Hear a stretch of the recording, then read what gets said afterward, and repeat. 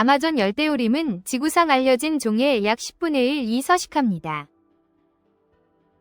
이 숲 1헥타르에는 전 세계 다른 지역 전체와 맞먹는 식물 다양성이 존재합니다. 세상의 다른 곳.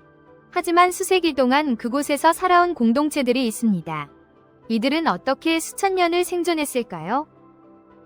병원도, 지도도, 비상신호도 없었습니다. 하지만 매일의 해돋이를 승리로 맞이했습니다. 그들의 비결은 무엇이었을까요? 오늘 세계에서 가장 고립된 아마존 부족 7곳과 그들의 놀라운 문화를 만나봅니다. 아마존 열대우림 중심부, 베네수엘라 남부부터 브라질 북부까지 뻗어 있는 곳에 아마존 최대 원주민 공동체 중 하나인 야노마미족의 영토가 있습니다.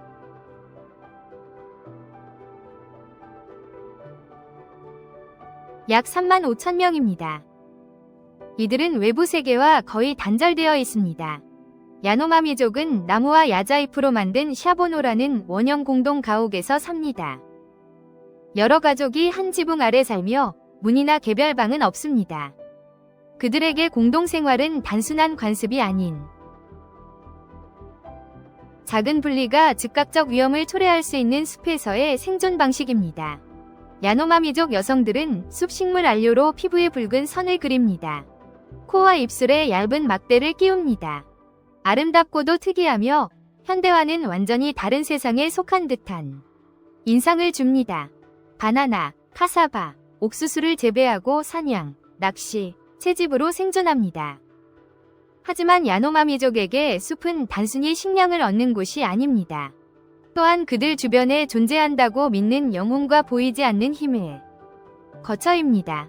그들을 둘러싼 가장 큰 위협 중 하나는 그린 파이톤입니다. 지구상 가장 무거운 뱀인 유넥테스 무리누스입니다.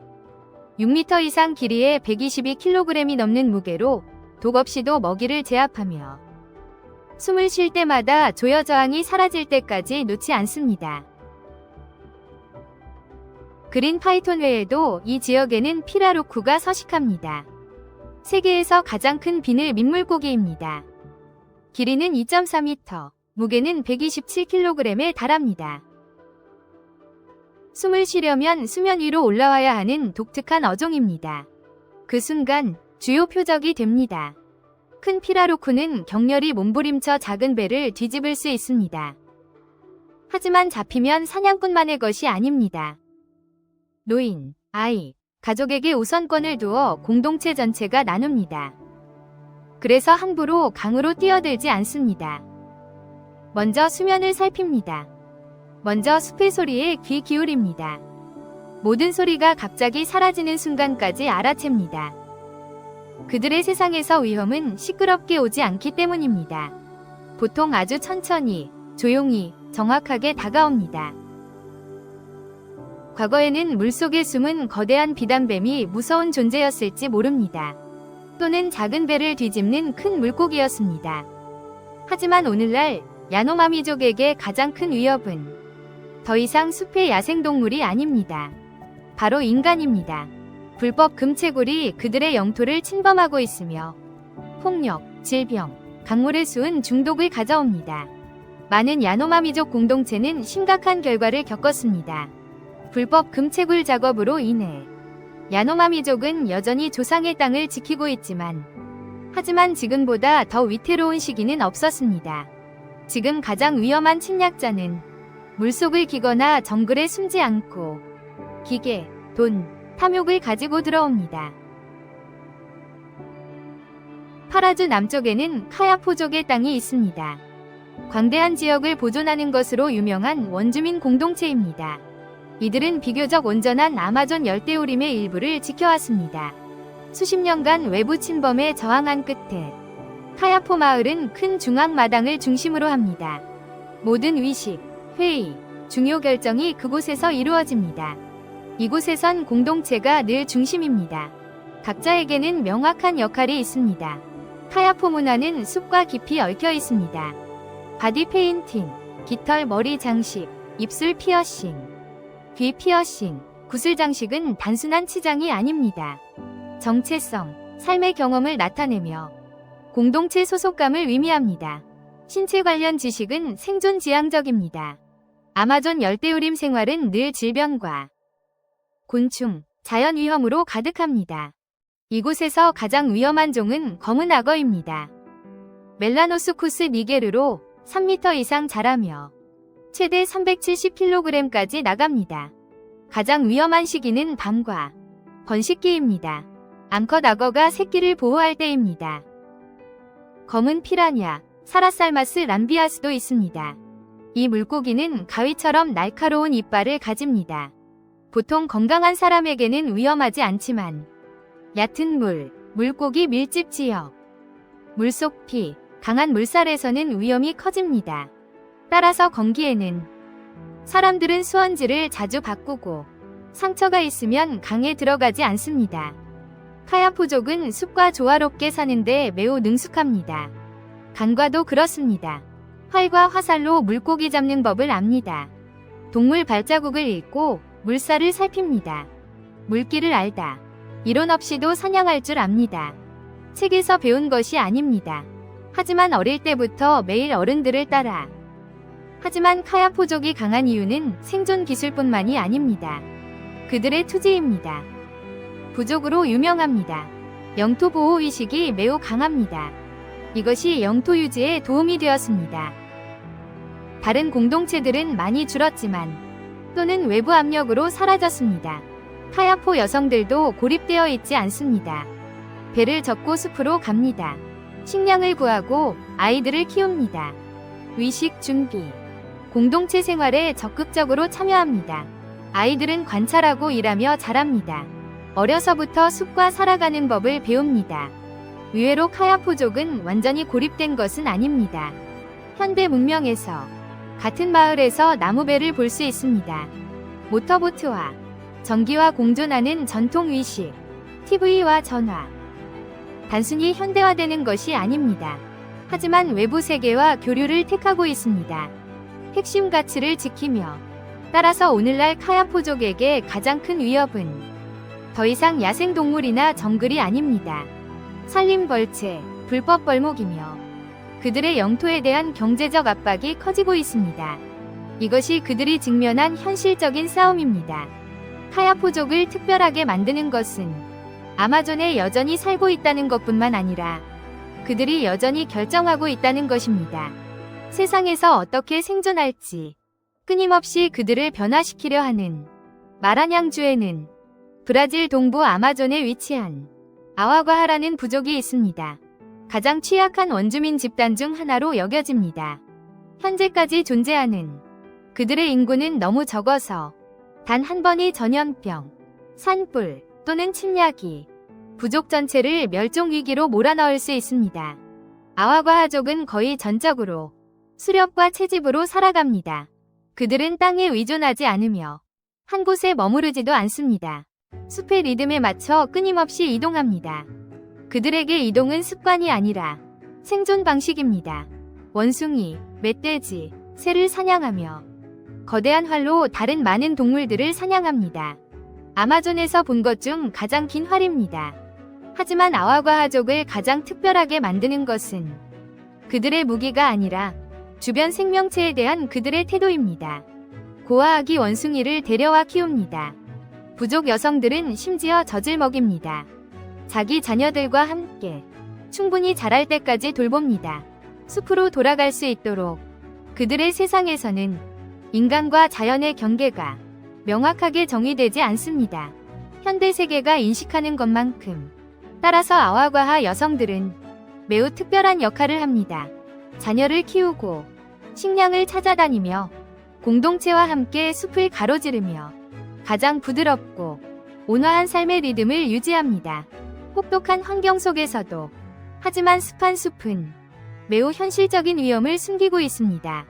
그중 하나는 폰누트리아 거미인데 브라질에서 악명 높은 독거미입니다. 썩은 나무, 틈새, 축축한 잎 속에 숨어 있습니다. 인간이 쉽게 접촉할 수 있는 곳입니다. 이동 중에 위협을 느끼면 극도로 빠르게 반응하며 거의 경고 없이 공격합니다. 숲 깊은 곳에는 근처에 의료시설이 없으므로 이런 물림은 매우 위험합니다.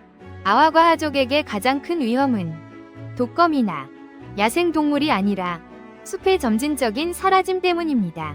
숲이 베어지면 야생동물은 희귀해지고 식량원을 잃게 됩니다. 숲길이 파괴되면 더 이상 이동할 수 없고 옛 방식으로 살 수 없습니다. 아와과하족에게 숲을 잃는 것은 집을 잃는 것뿐만 아니라 생계수단도 잃는 것입니다. 자녀를 양육하는 방식, 사냥, 이동, 공동체를 유지하는 방식입니다. 어미가 고아 새끼를 돌보는 가족이 사냥한 동물의 모습은 아름답습니까? 모순적입니까? 댓글로 알려주세요. 솔직한 의견을 듣고 싶습니다. 마차이족은 강유역을 따라 삽니다. 페루와 브라질 국경에 있습니다. 멀리 떨어진 마을에 흩어져 있으며 일부는 하루 종일 카누로 가야 합니다. 그들에게는 국경은 거의 중요하지 않습니다. 숲속 삶의 리듬, 그리고 강 위에서도 이 지역은 전기뱀장어로 유명합니다. 물속에서 매우 강한 전류를 방출하는 종입니다. 주로 일렉트로포러스 바리이 종입니다. 길이는 1.8m 이상 자라며 무게는 122kg이 넘고 물속에서 280V 이상의 전기를 발생시킵니다. 위험은 감전 자체뿐 아니라 감전된 사람들이 근육 경련을 겪고 익사할 수 있다는 점입니다. 따라서 마차이족은 항상 매우 조심합니다. 물에 들어갈 때 특히 얕은 물이나 진흙, 강둑, 물에 잠긴 나무줄기 근처에서는요. 이곳에는 날카로운 이빨을 가진 피라냐도 있습니다. 건기에는 수위가 낮아지고 물고기가 더 밀집될 때 공격 위험이 증가합니다. 따라서 마차이족은 강에서 직접 물고기를 손질하지 않으며 상처를 입은 채 물에 들어가지 않고 일반적으로 고인 물을 피하며 꼭 필요한 경우가 아니라면 들어가지 않습니다. 또한 그들은 매우 독특한 전통어로 방식입니다. 한 방법은 바베큐 뿌리를 으깨어 작은 강 지류에 풀어 물고기를 일시적으로 기절시켜 수면으로 떠오르게 합니다. 제대로 사용하면 이 방법은 환경 균형을 유지합니다. 마차이족의 독특한 점은 언어에 있습니다. 대화 시 정보 출처를 명시해야 합니다. 정보의 출처, 직접 목격, 흔적 추론, 혹은 소문입니다. 깊은 숲에서 잘못된 정보가 위험을 초래할 수 있기에 이런 화법은 특히 중요합니다. 그러나 오늘날 마차이족이 가장 걱정하는 것은 깊은 가이나 야생동물이 아닙니다. 불법 벌목, 석유 및 가스, 금채굴로 인한 수은 오염입니다. 한편 노인들이 연이어 사망하며 공동체의 구전 지식이 공동체 전체 점차 사라지고 있습니다. 그렇게 되면 나무 이름이 사라질 뿐만 아니라 하지만 숲 자체에 대한 이해, 사라질 수도 있습니다. 이곳은 타쿠나족의 터전입니다. 아마존 최대 원주민 부족 중 하나입니다. 콜롬비아 국경을 따라 살고 있는 페루, 브라질, 그들에게는 강은 거의 경계가 없습니다. 삶은 그 흐름에 따릅니다. 타쿠나족, 메구다로도 알려진 바디 페인팅으로 유명합니다. 문양, 독특한 의식용 가면입니다. 그들의 주요 의식 중 하나는 펠리소네입니다. 여자아이들의 성인식, 전체 부족이 나무 껍질 가면을 씁니다. 밀랍, 음악, 아이의 성년식을 기념하는 춤을 춥니다. 이곳에서 아마존강은 거대합니다. 곳곳의 폭이 약 3km입니다. 수위 차이, 우기와 건기 사이 10m가 넘습니다. 이것은 강둑을 의미합니다. 강바닥, 수중 위험은 늘 변합니다. 타쿠나족이 특히 경계하는 종은 아마존 가오리입니다.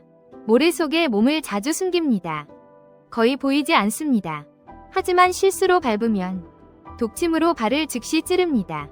몇 시간 동안 극심한 고통을 줍니다. 병원에서 배로 며칠 걸리는 곳에서는 이런 상처는 치명적일 수 있습니다. 그래서 타쿠나족은 강을 피하지 않고 읽는 법을 배웁니다. 아주 특별한 이동 방식이 있습니다.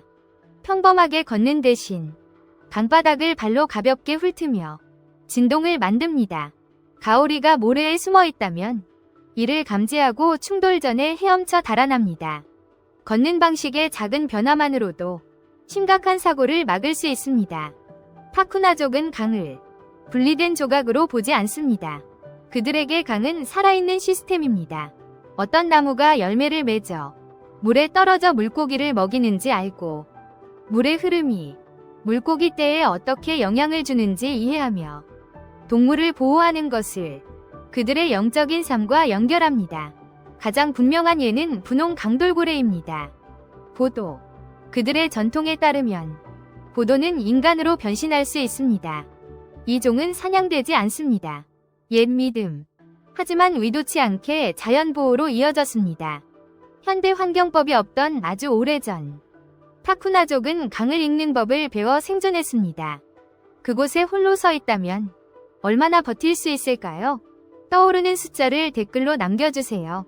파쿠나가 우리에게 가르쳐준다면 진흙 속에 위험이 숨어 있습니다. 육안으로는 볼 수 없습니다. 야과족은 더 기묘한 두려움을 안고 삽니다. 때로는 매일 접하는 물이 가장 위험한 것입니다. 야과족은 페루 아마존 북서부 지역에 거주합니다. 아마존, 나포, 푸투마요 강을 따라 그들의 언어는 독특합니다. 고대 어족의 거의 마지막 잔재, 이즈 컨사이즈 앤드 내추럴, 별표, 고, 거의 사라질 뻔했습니다. 그들의 말 한마디 한마디에 옛 세상의 울림이 담겨 야과족은 오랫동안 독특했습니다. 그들의 외모만으로도 식물성 안료로 몸을 그립니다. 숲섬유로 짠 옷, 새 깃털, 씨앗, 이빨, 동물뼈. 많은 옛 기록에 야과족 남성들이 언급됩니다. 길고 곧은 머리에 야자 섬유 옷을 입고 섬세하면서도 야생적인 모습입니다. 숲과 하나 된 듯합니다. 이들의 땅에는 코차가 많습니다. 오래된 강줄기가 갈라져 생긴 고인 웅덩이입니다. 강가에서 보면 수면은 거울처럼 매끄럽습니다. 하지만 이 고요함은 많은 것을 숨기고 있습니다. 그럼에도 불구하고 이곳은 중요한 어업 자원입니다. 야과족에게는 이곳에서 가장 섬뜩한 이름 중 하나는 칸다루입니다. 작고 거의 투명한 기생 메기입니다. 주로 큰 물고기의 아가미에 파고들어 피를 빨아먹습니다. 칸다루를 둘러싼 수많은 섬뜩한 이야기가 있습니다. 거의 아마존에 살아있는 전설이 될 정도입니다. 거의 아마존에 살아있는 전설입니다. 직접적인 인체 침투는 극히 드물지만 야과족에게는 어떤 위험이라도 삶의 규칙이 됩니다. 그래서 이들은 물에 대한 명확한 규칙을 가지고 있습니다. 어디서 목욕하고 수영하고 낚시할지 모든 것이 명확히 구분되어야 합니다. 수온을 오염시키지 않는 것은 단순히 위생 문제가 아니라 생존의 일부입니다. 숲과 강에서 살기 위해서는 먼저 그들을 존중해야 합니다. 야과족은 그들의 불대 사냥 기술로도 유명합니다. 불대 사냥 기술. 2m가 넘는 이 불대는 놀라운 정확도로 작은 화살을 발사할 수 있습니다. 화살 촉에는 쿠라레가 발라져 있습니다. 숲식물에서 추출한 근육을 마비시키는 독입니다. 신기하게도 큐라레로 사냥한 먹이는 요리 후에도 먹을 수 있습니다. 이 독은 한때 깊은 숲에만 있었습니다. 나중에 일부 현대 마취제의 기초가 되었습니다. 야과족에게 질병은 항상 몸에서 오는 것이 아닙니다. 때로는 잘못된 물을 만지는 것에서 시작됩니다. 금지된 구역에 발을 들이거나 강해 보이지 않는 규칙을 어기는 것입니다. 이것이 그들의 세상을 매우 현실적이면서도 신비롭게 만듭니다. 야과족에게 가장 특별한 것은 그들의 불대나 큐라레 독만이 아닙니다. 혹은 어둡고 거울 같은 호수도 아닙니다. 오히려 그들이 세상을 보는 방식입니다.